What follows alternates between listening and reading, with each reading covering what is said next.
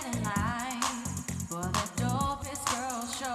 The essence will be holding us down. Cross the line. That's the only thing you don't do. You can cross the skip line. it. You can get in line, wait online. Let's have a good time. Get in line, free your mind. Let the music help you celebrate life. Get in line, keep it real. Get empowered and inspired to feel. What's up, guys? Welcome to the D. Essence Show. I'm your host each and every Wednesday, each and every Monday as well. Welcome to the D. Essence Show. I hope everybody's having a great evening so far, a great day. And hope everybody's being blessed and loving each other up because you know how that is very much needed. I have a great show ahead. I have a special guest that I've been watching for some quite time. And I wanted to bring him in to just give him as much exposure as he can possibly use because it takes a village to build a brand and to just, you know, kind of take over. And I see him everywhere, actually. He's a Bronx native. I know him as a hip-hop artist. I've heard that he does some pastor work on the side. He's a teacher. He's a husband. He's a daddy of 6, from what I hear. Interesting. We need to talk about all of that. I want to welcome the first time to the D. Essence Show, Randy Mason. Thank you for having me. Yes, Excited to be welcome. Here. Thank you. How are you feeling today? Oh, man. I feel excellent. I feel great.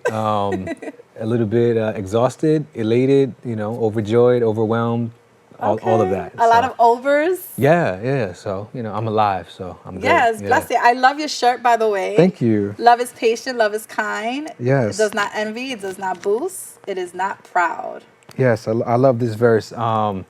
Means a lot to me. I read somewhere in like a devotional this where you take out the word love and you put your name in its place. So it's like Randy is patient, Randy is kind, Randy does not boast, envy, and it's just helpful to, you know, in the morning to get focused and ready for the day. So So that's like so do you meditate in the morning? I do. I pray. I meditate on verses like this, and journal and write and drink a whole bunch of Bustelo. And Compan? Yeah. No, I don't. No. Yes. I'm sure I'm gonna get back to my morning routine, and then try to do some push-ups. You know, and yeah. So I heard a lot of positive, and I heard no cell phones. What's that? Oh, in the morning? Yeah, I use my cell phone. I try not to use it immediately. Sometimes I'll pull up like the Bible app or some reading on the cell phone. You know, once in a while I'll get on the gram or something like that if I need to check something. But I try to do like prayer, you know, quiet time, writing, even some work. I try to get some work done, emails or whatever I need to do before the day starts. Try to get a head start. My wife knows, though, sometimes I don't get up in time to get all that, you know, going. Yeah. Sometimes the kids wake me up, and so it's you just guys have a lot on the plate. We have 2 of them here who are gorgeous, by the way. Thank you. And your wife is here, so Yes. I'm thankful that you guys came together as a family. Thank you. To this interview and chat. Yes. The reason why I asked you about the cell phones is because I just recently had a chat with someone, and they were saying how when we first wake up, that's our time to reciprocate or to take in anything that you feel or see. Right. And, you know, we're trying to speak out to individuals that the phone should not be the first thing you grab. Right. You know, open up your eyes, take in how you slept, take in how you feel for the day, because, like, it kind of like, how should I say it? It kind of plans out your day or the thought. Absolutely. So I just wanted to see what you felt about that. Oh my goodness, that is it's critical. It's absolutely critical. I just wrote a song about that, actually. It's not out yet. It's called Good Morning. And I've been sharing bits and pieces of it as, you know, throughout the process of writing it, like on Instagram and stuff like that. But long story short, you know, I woke up one morning and I was feeling, you know, kind of like just depressed and slow and trying to figure out how to jumpstart my day. Right. And so I went to the phone and I went to YouTube to try to find like some motivational speakers that were gonna, you know, Eric Thomas and all these guys who I love and I listen to often, but nothing was working. Even things that had worked in the past wasn't working for me that day. And so I sensed in my spirit that I needed to write the words that I needed to hear. Okay. Right. Whatever it is I was searching for was actually inside of me, so I had to write it down. And so I started writing these rhymes, and it turned out to be this song called Good Morning, which I'm super excited to share with the world. See? Yeah. That's awesome. Yeah. So talk to our viewers and even to me. How was your upbringing? Yeah, I had a great upbringing. My dad is That's African American. refreshing to hear. Yeah, it is. I mean, not without challenges, right? Life is never without challenges. But Right. my dad is awesome, African American Jamaican, from Washington Heights. My mother is also amazing, Puerto Rican from East Harlem, and my pops was a cop growing up, and he retired as a detective, NYPD detective. And my mom, what I mean, she worked in the hospital pretty much for my entire life. And so we grew up in, I grew up in the Bronx and a little bit also in East Harlem. My grandmother's from East Harlem. So yeah, we had a great upbringing. I think when I was probably around like 13 or 14 years old, things got a little rocky as they tend, that tends to happen sometimes in adolescence. I have, I have 4 brothers and 1 sister. Oh, wow. So you come from a big family. Yeah, big family. And so, but yeah, we had a great upbringing. My pops, raised me to know God and stuff like that. So they shared their faith with me, which is important because that's, what I'm, rely on today in life. Right. So yeah, grew up in, like I said, in the Bronx, went to school in the Bronx. What school? So I went to Pier 72 on Dewey Avenue in Throgs Neck, and then I went to IS 192 right across the around the way over there in Throgs Neck as well. And then for high school, I ended up going to Life Sciences in Manhattan, and commuting over there because I wasn't doing too well in school, and my mom worked over by there, and so she hooked me up. She wanted me to be close by. Yeah, I'm sure she did. So you had to get in line. Right. So Yep. that was the plan. Any college or? No, actually, I dropped out of high school. Yeah, so I dropped out of high school in 9th grade. I dropped out of high school. I finished my freshman year, and it was just like a challenging time. And like, so here's the thing: all throughout my life growing up, I've always been into like writing rhymes and I've been like a daydreamer. And so it was always really hard to stay focused in class. I was never really interested or engaged. I'd easily just be in my own world for hours at a time, like, you know what I mean? And as I got older, the repercussions of that and the consequences of that became more intense, like in terms of failing classes and so on and so forth. Right. And still getting bumped up to the next grade, but not really having, the things that I had needed. So by the time I got to high school, and I was just kind of in my own world, and I was over it. And so, I would be, and then, kids go back to where they, what I'm learning now, kids return to where they're celebrated. And so what happened was in school, obviously I wasn't celebrated because the teachers didn't want to hear me rhyming. And when I was coming up, it wasn't like, like the talent shows and nothing like that. It was like, stop, you know what I mean? Or what are you doing? What are you writing? What is this?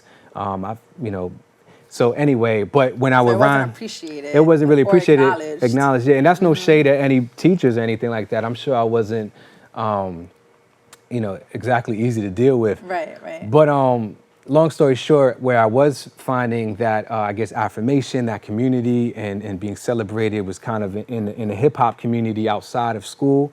And so that's where, my heart was. And so I would that's where I was at, and ended up, dropping out of school. So. What do you feel?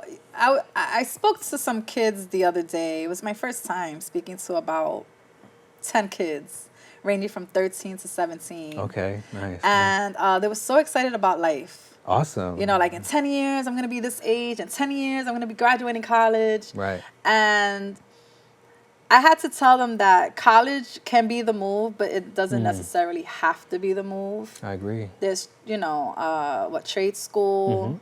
You can get certified in your skill.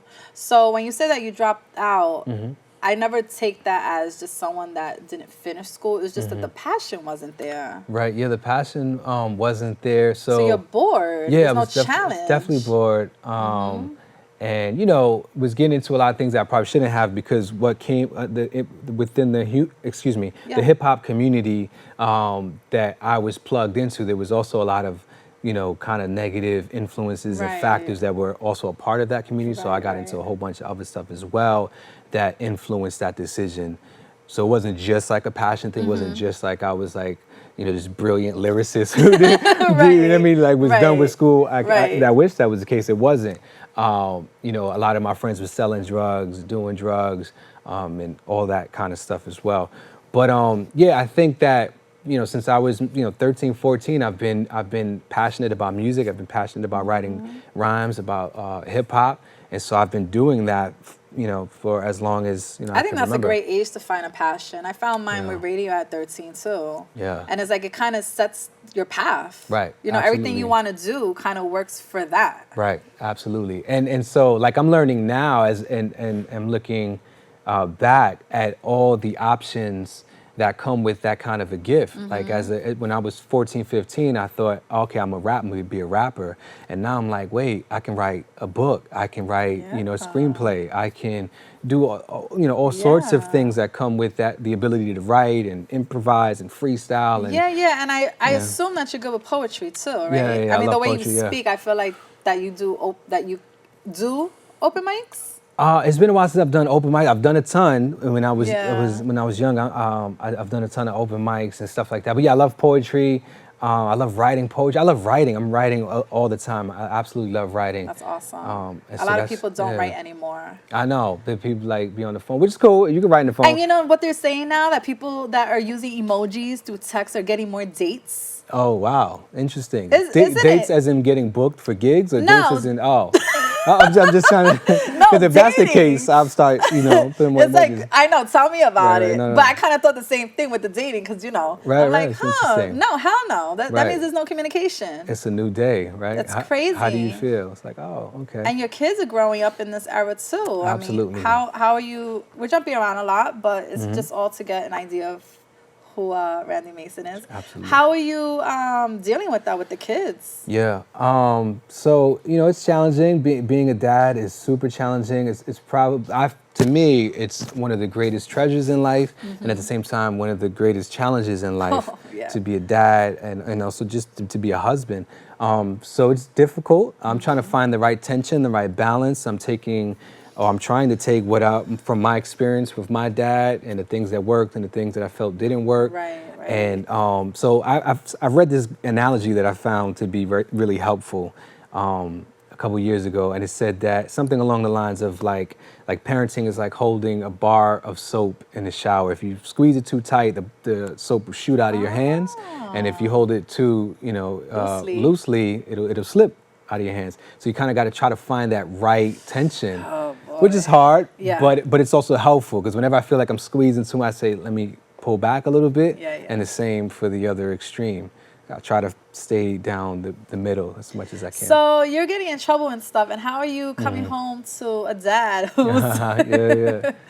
So that was part of the conflict at home was that, you know what I mean? I'm like, yo, I'm rhyming and this is what it's about. I remember like sitting down at the table and having my rap books and my parents just being like, that's so cool. Like, what is this? You know what I mean? Still have them?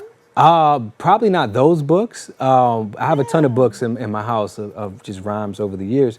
But, at the time, obviously, your child is in school and they're failing. Yeah. You don't really want to hear about like this rap thing, you know what I mean? Never. So that was the conflict. I'm a child. I feel like I'm not being heard or understood. And so my dad and I just kind of, we bumped heads. And as I got, bigger and taller and felt like I was feeling myself too much, the conflict increased. And eventually I left home. I was probably maybe 15 years old, something like that. My parents had moved and I went and I moved in with my friend who I grew up with. And so I was with him for the next some odd years. Wow. Yeah, it's a super challenging time. And then there was a long time of separation between my dad and I, and our relationship was stressed.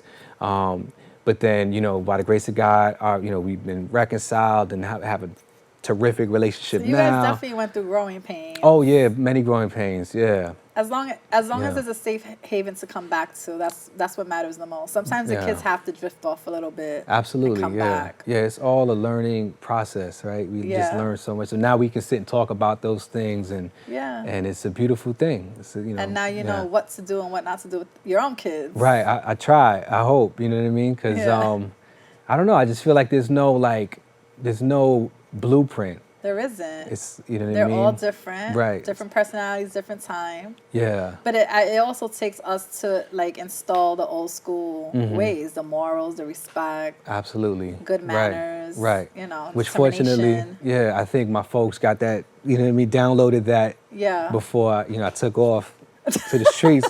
They had given me that. And so it just took time to come to fruition and to manifest in the way that hopefully it is now.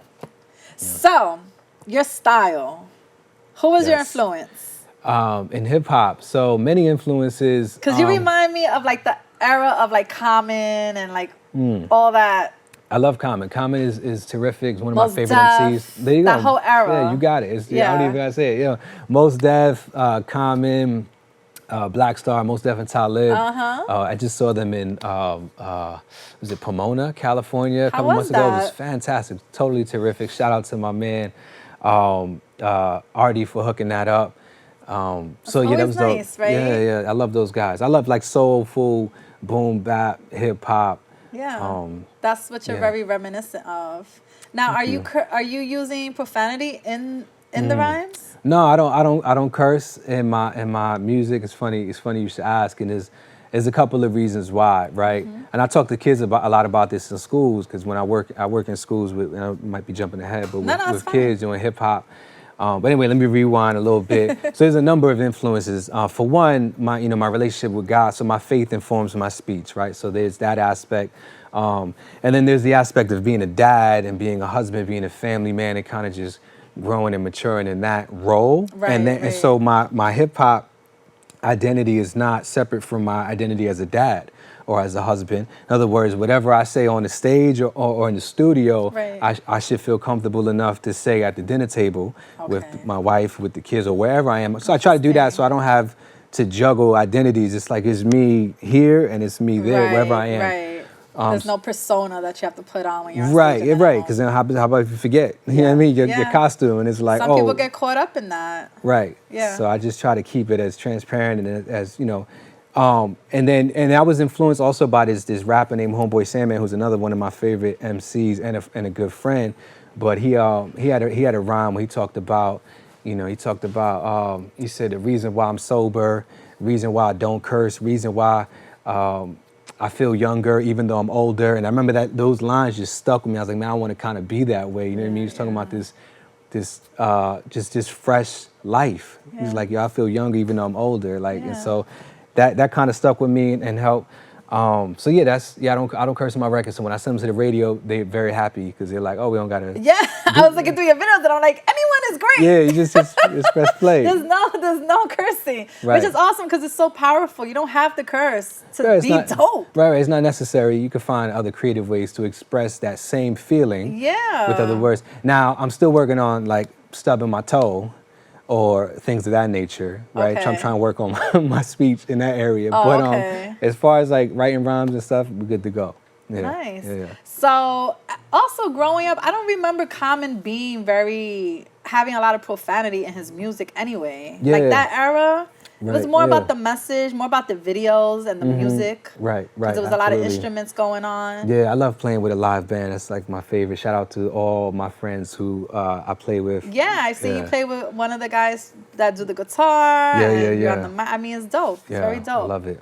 So your last, we just did Summer's Arts Festival in the Bronx. Yes. Shout out to Assemblywoman Carines Reyes and Council Member Rafael Salamanca Jr. for having me. Mr. Rafael Salamanca, yes. Yep, thank you. That was awesome. So that was the other day. Was it Friday, something like that? Yeah. It was fantastic. It was terrific at Vidalia Park. Yes. In the Bronx, East 180th Street. So terrific community event. Actually, I met the Assemblywoman a few months prior at an event while I was playing a show with the Bronx native, the Bronx native at the Marriott Hotel, which, by the way, I don't know if I'm ready to say this or not, but we're about to set that off again. No, that's good. I'm having him on in a few weeks. Fantastic. Yeah. So that's about to be happening again. Anyway, we met there just by like chance, or you might call it chance or divine intervention, whatever. Divine. Right? It's divine. So she was like doing some work, whatever, and she came and she heard the music and she enjoyed it. So they invited us to come play at the Summer Arts, which was fantastic. Played with my friend Mark Bell, who's a brother and a friend, and Jamel. So we had a good time playing some music. It's dope to get invited to those type of events because they keep you in mind for other events. Right, absolutely, it is. Each one almost always leads to another. Of course. Right, and what's better in your community too. Right, and then there's just so many powerful moments. Like in that specific event, the song that I just referenced earlier is called "Good Morning." So I read a caption. Tell us about that. So I began to introduce the song, and I'm like, I woke up and I was feeling depressed, so on and so forth. And I'm about to jump into the first verse, and like this young man, maybe, I don't know, 14, 15 years old, he comes to the front of the stage and he kind of just stands there, like in the middle. So like people, kind of blocking people's view. Right, and he's standing right there and he's just like staring at me. And so I'm rhyming. And initially I thought it was like, okay, what's happening here? But then I caught on. I was like, nah, this is a moment. There's something special here. I can't completely understand what it is. But so I engaged with him. I locked, and then it was just him and I. Nobody else was there. So I poured as much as I could, and absorbed as much as I could, because he was there, and we weren't speaking, but we were speaking. Yeah. As that was a powerful moment, and I love through the music. Right, through the music and the energy and the eyes, and so that was really impactful for me, and I hope for him as well. But that was great. You didn't get to connect with him. No, so then after the song and the show, he disappeared. That's so interesting. Who knows? Yeah. Yeah, that was cool. Sometimes you need like that stamp. Right. Just, you might have been his angel that day. Right, or vice versa. Yours. Yeah, absolutely. Yeah, so random. Mm-hmm. And then we did an experience with Shade 45. Yes, we did. Sirius XM, right? Yes, which was another fantastic show. So DJ Eclipse, who's a legendary hip-hop DJ, Rocksteady Crew DJ, he used to have a show called The Halftime Show, WNYU, on FM radio. And so way back in the day, right, I remember I used to listen to the show, and I was like, man, it would be dope to be on the show. And I'd be at work. I used to work in dialysis and healthcare, and I was an equipment technician. So I'd be fixing machines and listening to the radio. And I used to be like, man, I want to be on that show one day. And I started sending him music online. And I didn't hear anything back, so I would look at the playlist on the computer after the show, if I didn't get to hear the whole show, and I would look through, blah, blah, blah, my name's not there, my name's not there. And sure enough, one day, like he didn't even tell me he was gonna play it. One day I was searching the playlist, is years ago, and I saw my name in the song. I was like, yo. It got crazy. Yeah, so I called my man, I'm like, yo, we're on the show, so on and so forth. And so that was exciting. And so that was the beginning of our kind of like relationship. And then since then, he invited me up to his show a bunch of times. And, it was dope, got the freestyle rhyme. So anyway, now he's on Shade 45. He has a show called Rap Is Out of Control with DJ Riz. And I told my wife actually at the beginning of this year, I was like, love, I want to write a project that DJ Eclipse would dig enough to invite me up on the show. At the beginning of the year, I told her that. And the rhymes weren't even written. I was like, I'm going to write these rhymes. And I kind of had him and that whole community in mind. Right. And so I did that. So I wrote these songs, and sure enough, I sent them to him, and he dug it. And so we came up to the show, and I brought my friend Kevin, aka Advice. Shout out to Kevin. What's up, King? Advice. And so I was like, hey, you want to just come hang? He's a young man coming up, artist, and a lot of just gifted young men. So I was just trying to like make a connect. Yeah, make a connect and like. But also for support. Yeah, just for support or whatever like that. But then they ended up putting him on the show, so he got the rhyme and everything. So that was a cool opportunity, because a lot of people have done that for me in my life. Yeah. And so I'm trying to do the same. That's the only way it works. Right. Absolutely. Because it's such a small community, but yet it's still big. Yeah. Absolutely. And we just need each other to keep. Right. Yeah. Because we all know the same people, and then we all know different people. Right. Absolutely. So the moral of the story is basically that you manifested it. Right. Word. Yeah. Totally. Yeah, it did. And that's been the case for so many things in my life. Like literally. Yeah. We could sit here. I go on and Isn't and list it crazy? things. It is crazy. Things that I've written down from even my wife, my marriage, our house. all kinds of things in music, Yeah. going to Harvard. We went to Harvard, was it last year? No, it was this year. We went to Harvard, was able to rap there at the hip hop Nice. conference there. Those were things, I saw Ninth Wonder, the producer Ninth Wonder doing something he has a documentary called Hip Hop Fellow. And he was doing some work, if I'm not mistaken, it was at Harvard and Duke and maybe some other schools. And I sat with my wife on the sofa, I said, that's dope. I said, I want to rap at Harvard.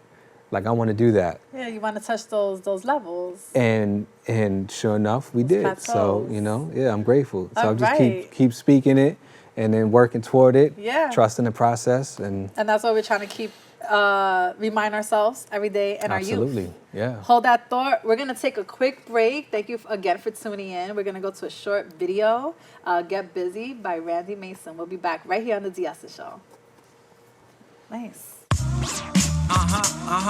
Yes.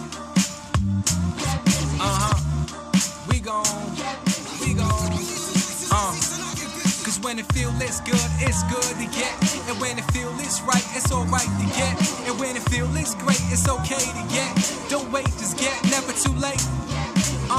6 o'clock and I'm up this morning trying to remember exactly what I do this for, cause I've been hitting snooze since 4. It's real in the field and I ain't trying to lose this war, so I fall from the bed to the hardwood floor and pray until my knees are sore, or pray until I fall asleep again and forget what I'm praying for. That's when I get a call and then my baby crawl right off the edge of the bed, but I catch him like Beckham. Too bad ain't nobody even saw. Much worse, ain't nobody keeping score. The only draft for dad is coming from under my door. One man, but I got at least 4 full-time jobs, maybe 5. 85 I was born, and I've been getting busy ever since. Busy in my sins, busy with nonsense, but not since God took off the dark tints. Now this former convict is fully convinced that ain't nobody really getting busy but him. Say now ain't nobody really getting busy but him. Dig it. Up before dawn, cup of my palm, my coffee darker than the mud of my lawn. All blacks, New Zealand got me feeling like nothing is wrong with my baby tucked under my arm. That's 1, 2 or 5 on each of my thighs. That's 3, another one on my shoulder, and 2 others are older. That's 6, and they right by my side. We a legitimate tribe, keeping the bride and I busy, no lie. That's when it feel it's good to get busy. When it feel it's right, it's alright to get busy. When it feel it's great, it's okay to get busy. Don't wait, just get, never too late to get busy. Dishes need to be done, lyrics need to be sung, hearts need to be mended, cause ain't gonna be no refund. Clothes need to be hung, souls need to be won. Don't mean to be glum, but we have only begun. The house need to be swept, mouths need to be fed, a lot need to be said, the flock need to be led. Bills need to be paid and games need to be played. A way needs to be paved, so prayers need to be prayed. Time needs to be spent, rhymes need to be penned. The lost need to be found, we all need to be penned. Goals need to be set, and those need to be met. The water need to be drained, the baby need to be kept. Salaries need to be earned, and calories need to be burned, and fallacies need to be spurned. I got the gift receipt for what I need to return. The motive, it need to be love, and love, it need to be learned. Cause when it feel it's good to get busy. When it feel it's right, it's alright to get busy. When it feel it's great, it's okay to get busy. Don't wait, just get, never too late to get busy. I wanna choose what's better, not busier. Busier, busier, busier, busier. Because worries and work there's plenty of, plenty of, plenty of, plenty of. Few things are needed, indeed, really one. So hurry up and pause the hysteria. God is far more concerned with our interior. Yo, I used to think my value and worth were determined by my volume of work. I'm learning that it's not the way that it work. I'm learning that it's not the way that it work. Look at us racing to work. Some of us really chasing the hearse. The coffin be the quickest way to get a front in the church. To get all the affection that we think we deserve, all the attention and dimensions we so desperate to earn. I go hard, but I ain't trying to be that hard. I got bars, but I ain't trying to lead that charge. I love God, but I ain't trying to visit prematurely. Show up at his house unannounced and have to bounce. But slow down. The discipline, the rest is simply profound. Think I'm waiting on death? That's a definite no. I'm trying to get that REM for the soul before I get up and go.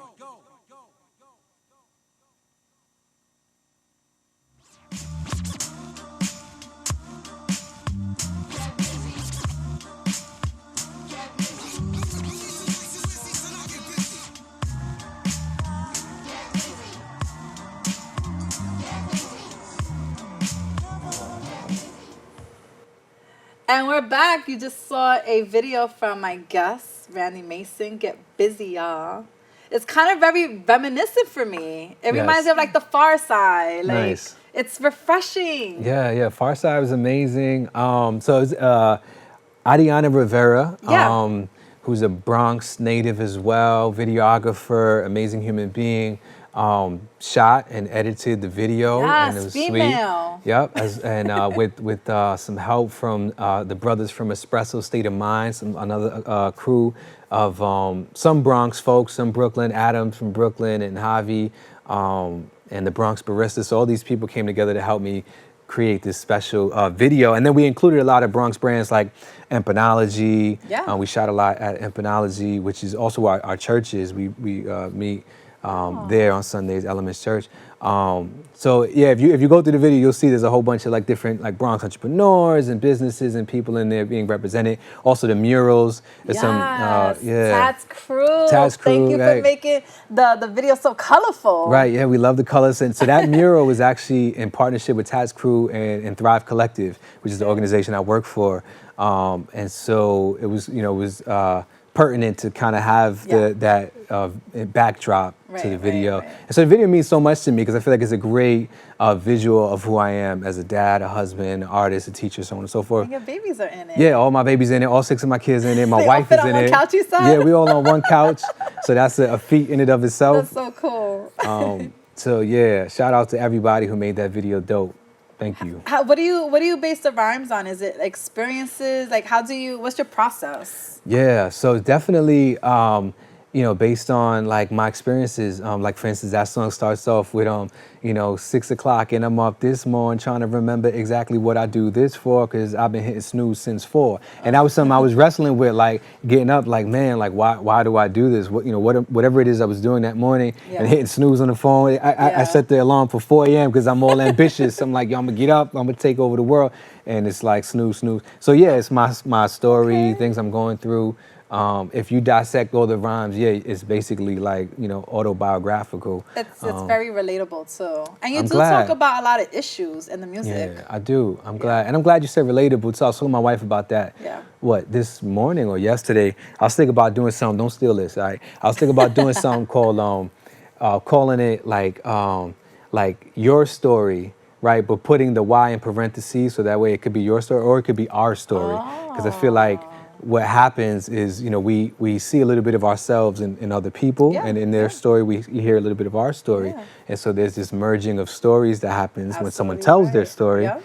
And I just said stories way too many times. But, no, it's fine. Yeah, so, yeah. I did a girl panel, a woman panel, and it was like 8 of us on panel. And they all had different situations that they've been through that were very traumatizing. And I realized that we all can relate to each other in some sort of sense. It doesn't have to be to a certain degree, but right. So when you said that, it kind of, you're right. Right, absolutely. We all kind of go through the same thing, just different levels of it, I guess. Right.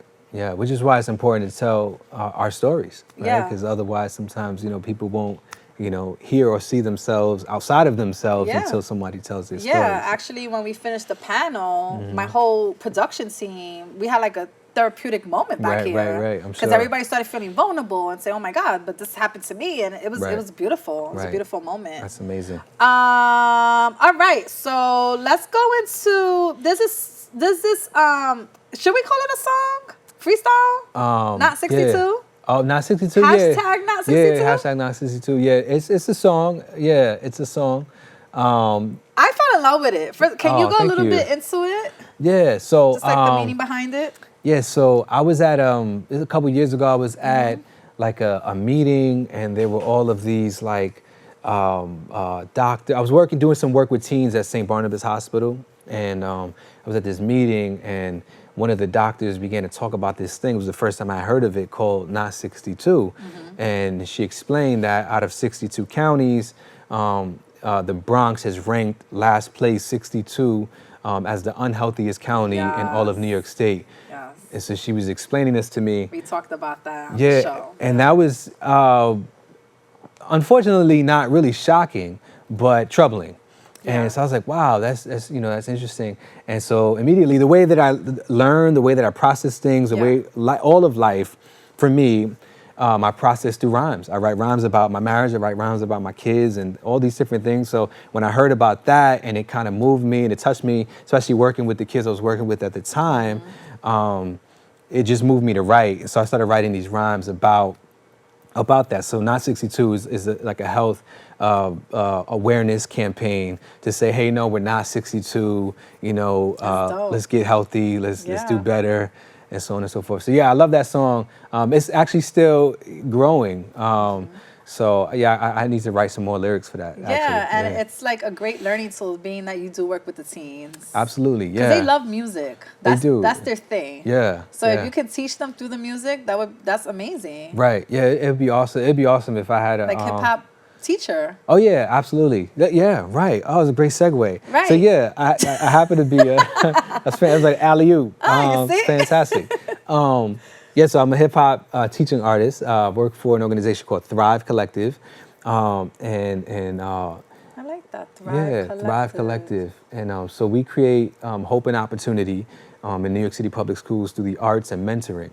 So we do a lot of music, murals, media, mentoring, all these kinds of things.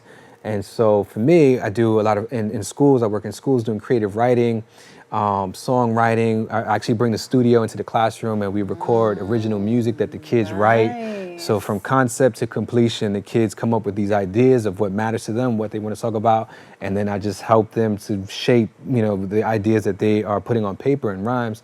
We record them. Sometimes we shoot music videos. Like we shot a video last summer at an arts academy at the Harlem Hub called Turn Up the Value. Instead of Turn Up the Volume, Turn Up the Value. And so we shot like a super dope, high quality video with the kids. They wrote the rhymes and the kids actually shot the video as well. Are they vulnerable in their rhymes? Yes, very. They are? Yeah, absolutely. Okay. We create, a safe space for everybody to feel comfortable and safe. And we spend, sufficient time together where we can build trust and rapport and all these kinds of things. I'd love for you guys to come as a team maybe and speak about your services on the show. That'd be sweet. That'd be fantastic. Because I love that there's so many resources out there now for the kids. Absolutely. It's just getting it out there, letting them know that we're here for them. Right. Absolutely. Yep. So I love, it's almost, I guess, ironic for me, being turned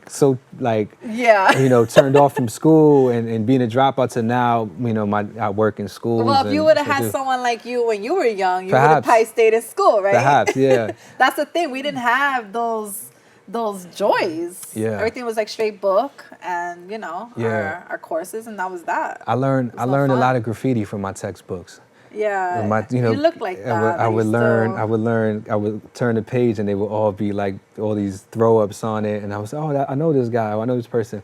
That was the and that's no shade at the school system. I don't like to I take full responsibility for all of my actions. But they need to change up the curriculum just a little bit. Word. Shout out to my man Ryan Parker because he's pushing hard. Nice. I think he got the DOE and every other E terrified. Yeah, let's do that. Yeah. Let's do that. Tattoo, I like it. It's the heart. Yeah, it is. It's the heart with headphones. My friend, Mr. Metro, who's an amazing artist, tattoo artist, MC, and another fantastic human being, did this for me. I like the concept shout out. Of it. Thank you. That's how your heart throbs, huh? Yeah, that's it. That's the beat. Yeah, the beat. I'm just Yeah. So talk to me about fatherhood. What's going on? There's a lot of men out here that are great, amazing dads, and then there's a lot of kids that are fatherless. Yeah. More than most. Right. And you was just having a conversation with one of my production teammates, and you guys were talking about how fatherhood is an amazing thing. Sure is. And no matter how many kids you have, because you guys share something in common, that there's nothing more rewarding than being present in everyone's life. Absolutely. Yeah. And it's not to cut you off real quick, but nowadays to hear that, it's like, oh my God, when that's the way it should be. Yeah. So it's like now we hear like the simplest things. Like today I saw a dad on the train with his daughter and everybody was like gravitated. First of all, she was a beautiful kid. And she's singing, wow. the Star Song and all that. Little Bright Star, whatever it is. Okay. And, just the fact that he was like holding her and had her backpack on his back and just being a daddy, not a father, a daddy. Everybody was like gravitated to that. Yeah. And it was a beautiful thing, but I'm like, this should be the norm. Yeah, absolutely. It should be the norm. Yeah, that's interesting you say that, because I feel like that I experience that often, taking the boys to school or wherever, People whenever I'm looking out, at people you, are right? like, wow, and I'm like, that's great. But I agree, this should be not like this like awesome thing. I saw like a sighting of a dad. Right. It should be kind of the norm. But I get it. Unfortunately, it's not, especially in Black and brown communities and neighborhoods where a lot of us live in or grew up in.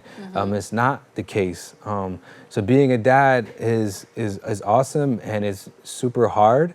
And I don't think by any stretch of the imagination I'm like doing an excellent job at it. I'm just trying to use the word present a lot, and that's kind of my hope, is just to be present. Yeah. At the very least, be there. Yeah. And allow life to happen and figure it out as it happens. Yeah. But I wrote a song called Pop versus Pop Culture. And it has two titles. The other title is Dad versus Logic. And it's because me and my son, we talk a lot about hip hop, and he's like, yo, Logic, Logic, rapper Logic. So I'm like, yo, Logic is cool, but he could get it, you know what I'm saying? Right. So, jokingly, but I wrote this song. It's not really about, this other person. It's about, fathers fighting for the admiration and the attention of their children against popular culture, against everything else that's pulling at them.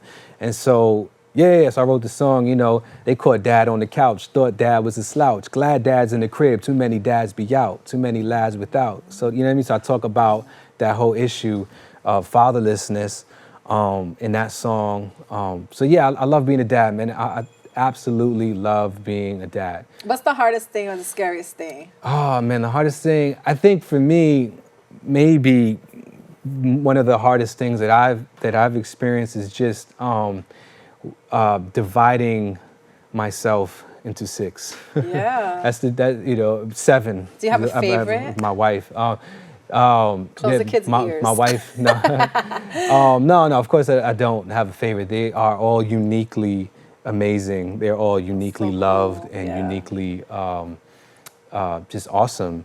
But so I think that for me is just wanting to give 100% to everyone all the time. Right, and obviously including your wife, including and then my to wife. Yourself. Right, yeah. And so it's impossible. But with God, all things are possible. And so I do the best that I can and try to work, with what I have available to me.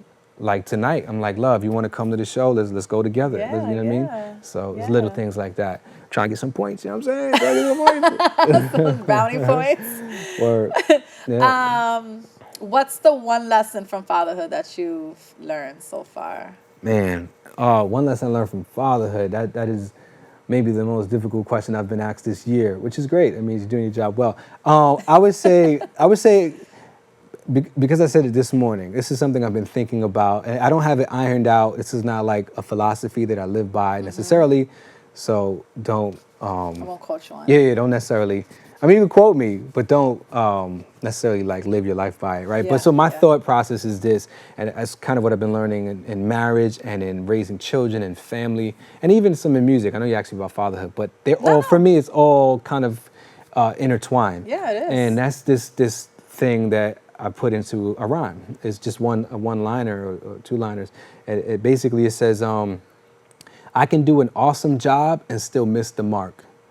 I can do an awful job and still get the parts. So that's kind of what I feel like I've been learning. It's like when I think I'm like rocking, something happens. It's like, no, you're not. It's like, wow. Okay. And on the flip side, I'm like, I know I'm not doing as well as I ought to be. And your kids or your wife is just like, you are a rock star. And it's like, wow. So, you know what I mean? It's like not, you saying that just gave me anxiety. It did, because it's like every day you wake up and you're like, how can I be a better person? And what can I teach my kids today? Like it's a lot. Like you're not living for yourself anymore. You have family. Absolutely. That is all like depending on you. Absolutely. It's a bigger picture. There's a lot. Definitely. Yeah. Definitely. Yeah. Any kids artistic like you? Yeah, they're all super artistic. My so Randy, from the top down, Randy, he writes rhymes and he makes beats, and we just went to a retreat and he was part of the show doing like some acting and stuff. Ariana also she's a very great visual artist. She paints and creates things. She makes things that like you could buy at whatever at was it Michael's? Is it the place? Yeah. Like crafts. Crafts Arts and crafts, so yeah. she's a great writer as well. Elijah is also, he's a great reader, and he'll tell stories and stuff like that. So all the way down, Chris, Josh, obviously they're real young, but they're expressing themselves and being, Josh is a comedian. He's like the family comic, so he does his stand-up every day. And, they're met Christopher. They're adorable. John, I can't forget none of them. John, they asked me if John is rapping. So I said, no, he's scatting, right? So he's like a jazz musician because he's still got all this gibber, you know what I mean? No so shade, cool. but yeah. Any one piece of advice that you can give to a father that is in a marriage with a big family, or even when it comes to co-parenting? Yeah. There's a lot of co-parenting going on. Yeah, I guess I would say, for me, I think that obviously writing helps, right? I'm going to work this out, but ultimately prayer for me, like for real, like quiet time, prayer. People like, oh, prayer. You get you get quiet time. Yeah. So that's the thing. Yeah, absolutely. So no, it's not lucky. It's intentional. Like I'm such a firm believer in that. Like I never say I try not to say I didn't have time to do that. I say I didn't make time to do that. Because if I would have made time, it would have happened. It would whatever was going on. If I had work, whatever. If my wife and I haven't been on a date in however long, I can't blame that on the job. I can't blame that on the kids. I can't blame that. Nothing but myself. So you gotta, and maybe that's the advice right there. You gotta be so intentional. You gotta make the things happen that you feel need to happen. You gotta be a Navy SEAL. Yeah, you have to live for yourself because that's where it starts. If you're not happy, she's not happy, the kids are not happy. Right, then you got a problem. There's a very, huge very big problem. Very big problem. Right. Anything going on with you for the rest of the year? Oh, so much. Do you want to promote anything? Yeah, plenty. Randy Mason. What's going on right now? So in September, I'll be doing a residency with the Bronx native at the Marriott Hotel on Waters Place in the Bronx. Beginning is more than likely second week of September. But so you're saying a residency, which means that there's a spot there? Well, it's happening. Yeah. So they've been doing their show there once a week, right? For some time now, and we played there. It was awesome. But now they're gonna do it. They're still doing it once a week. But they're going to have bands kind of, so I'll be like every month. Once a month, I'll be rapping there. That's exciting. So that's going to be fun. There's another thing happening in September. And it's happening in the city, so it's bringing you to a whole demographic. Yeah. Well, no, that's in the Bronx on Waters Place. Oh, sorry. Yeah. Yes, you're right. Sorry about that. Yep. But no worries. So my wife's birthday is coming. That's awesome. Fantastic.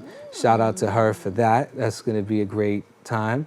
And time then, away from the kids, hopefully. Yeah, we gonna make it happen. That's the thing. You're gonna make it happen? Yeah, You're gonna have a seventh one now? No, we're not gonna make that happen. No, we're gonna make other things happen. But good stuff. Yeah, so there's that. And then on September 24th, so I'm actually competing in this thing called the MC Challenge of Champions. It's called the EO End of Week MC Challenge of Champions. It's kind of a long story.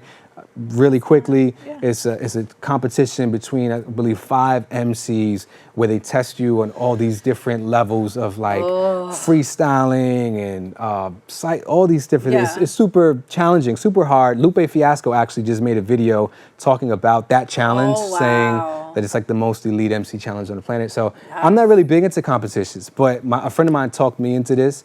I used to go to EO open mics way back in the day, and they're amazing. They're legendary for what they do.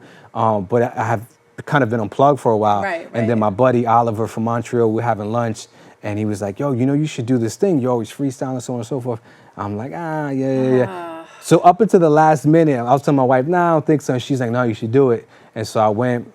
Just did and I competed, and now I'm here in the championship. So look at that. Yeah, that should be fun. Thank you. Yeah, that can go a long way, and if it doesn't, it's part of the journey. Yeah, and that's the thing. I recognize that just being present is the point. Yes. Because regardless of the turnout or the outcome, you being there, the experience.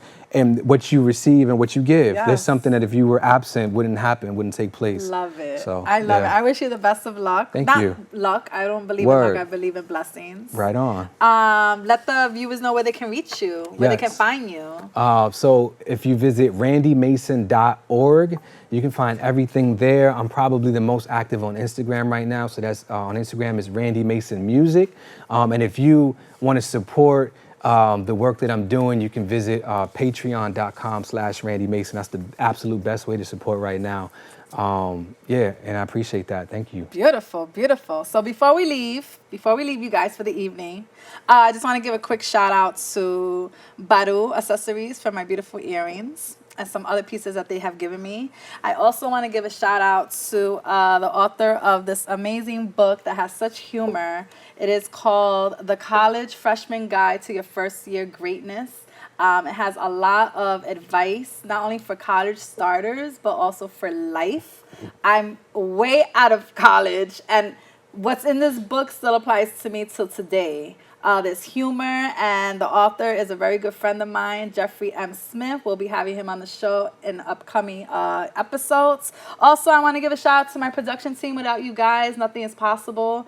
Thank you for working with me each and every week on your free time. I love you guys, and when we go up, we all going up. Also, shout out to all the viewers and the publications that I recently been featured in. Thank you for just giving me some shine and giving me the confidence to do what I love to do, so I can just get in line and get this The Essence Show on the road. And my Get in Line rant for today is let the kids dream. Parents, if you don't believe in it or you're struggling or working hard, let the kids dream. Everybody's entitled to their own path and their own desire.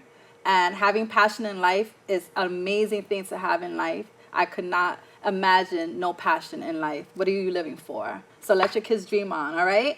Join us each and every Wednesday and Monday right here on the The Essence Show. Find me, Instagram, MissTheEssence1. Email me if you want to come on. RealLadiesRealTalk@gmail.com. See you next week. The The Essence Show. Good night. Thank you, love. Peace. Thank you. Yo, I'm a dad, so it ain't even slang when I say what up, son. Got 6, try to treat each as if it were just one. Custom styles, move crowds like when a bus come. Only way I'm getting to heaven is as a +1. So yo, pardon me if I ain't where the party be. I'm in the upper room like Dr. Shirley at Carnegie. With the pen, of course, pen and thoughts, no sorcery. God do talk to me, just not audibly. Still I be hiding my hard heart and caught hearts. And it be really hard to flow through clogged arteries. But yo, hope to find love, no glossary. If the gift is greater than the gun, I got the armory. Yo, if you ever see my name up on the marquee, pray it ain't the day I missed the mark so markedly. I'm trying to brush up on my artistry and archery to let the whole world know. Ran round remarkably, kick it with the kids who couldn't tell me who their fathers be. Trying to show these kids what a husband and a father be. Tilling the soul, soil and toiling responsibly. Where the farmers be, with medicine better than pharmacies. That's a rhyme one time. Get in line. Peace. What's up, y'all? This is Randy Mason, and you're watching The Essence Show. Get in line.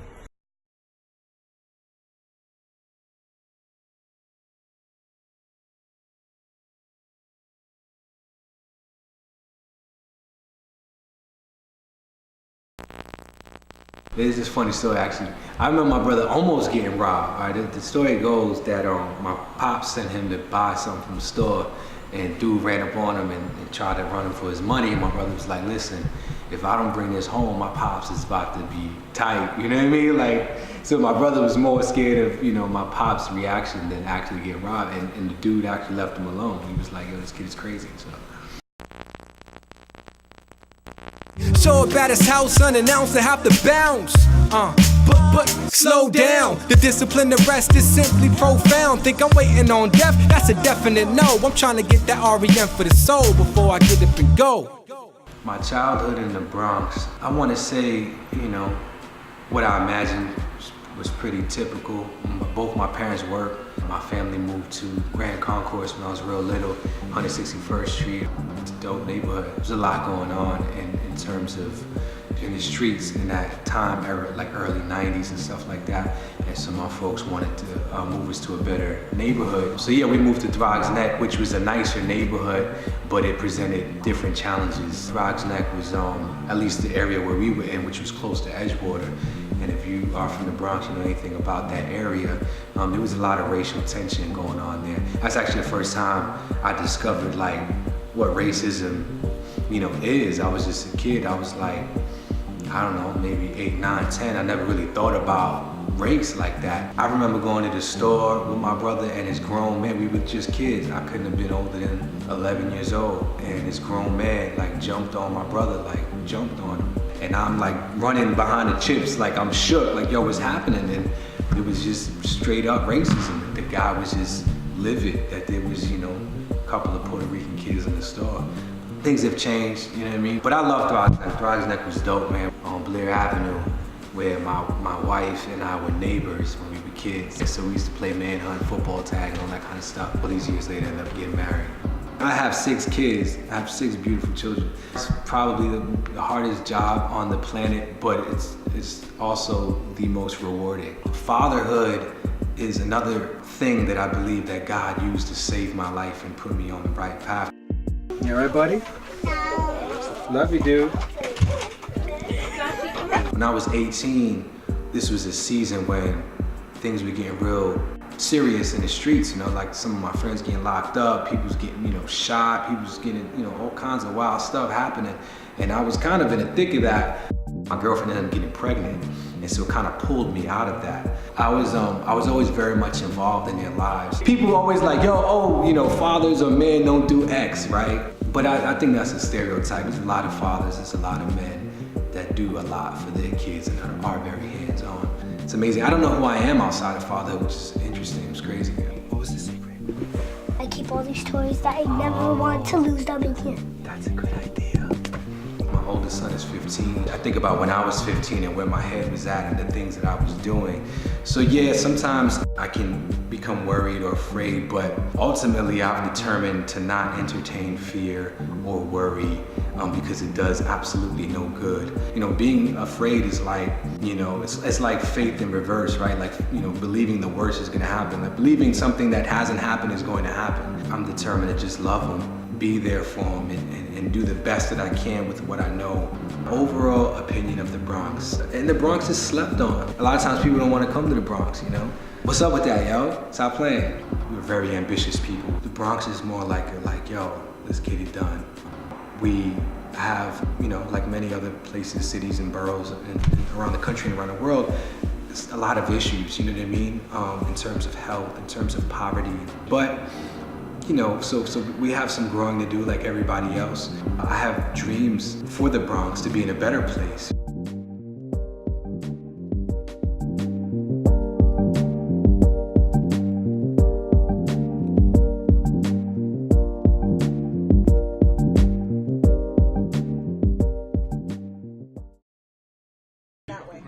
We are the collaborators from She Heals, and we are at the show. GetInLine! What's up, everybody? Your boy, comedian Mark Vieira from the Boogie Down Bronx. And check me out. I'm right here on the Essence Show. Get in line. You know what it is. Get in line for the dopest girl show. The Essence will be holding us down. Get in line, women running the world. Wednesday 6:30, let's have a good time. Get in line, free your mind. Let the music help you celebrate life. Get in line, keep it real.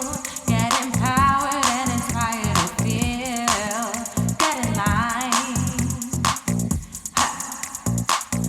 Love the essence madly.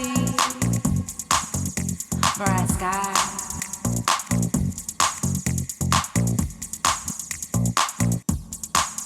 Get in line.